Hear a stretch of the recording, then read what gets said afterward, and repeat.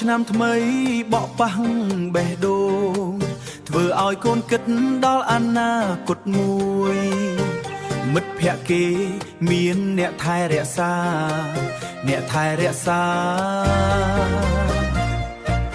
នៅសល់តែកូននៅតែម្នាក់ឯងស្ងប់ស្ងាត់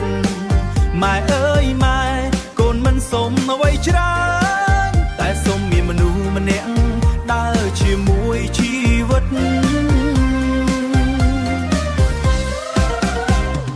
ម៉ែកូនចង់បានប្រពន្ធមនុស្សម្នាក់ដែលយល់ចិត្តកូនពិតថ្ងៃចូលឆ្នាំនេះកូនមិនចង់ឯកា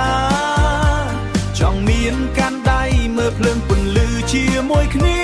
មើលភ្លើងពន្លឺមួយគ្នាមើលភ្លឺជាមួយគ្នា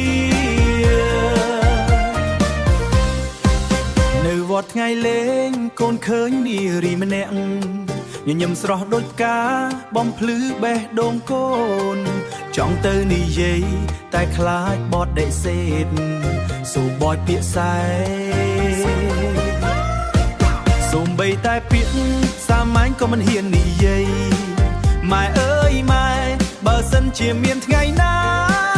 ឲ្យកូនជួបនាងម្ដងទៀតនោះគឺគ្រប់គ្រាន់ម៉ែកូនចង់បានប្រពន្ធមនុស្សម្នាក់ដែលស្រឡាញ់ដោយចិត្តស្មោះមិនបាច់ល្អឥតខ្ចោះតែសូមស្មោះត្រង់ឲ្យកូនបានស្រឡាញ់នឹងថែសារហូតនឹងថែរក្សារហូតនឹងថែរក្សារហូតមិនចង់បានសុខមង្គលធំធេងតែចង់បានជីវិតតូចមាននាងនៅក្បែរថ្ងៃលេងទឹកក៏សើចជាមួយគ្នា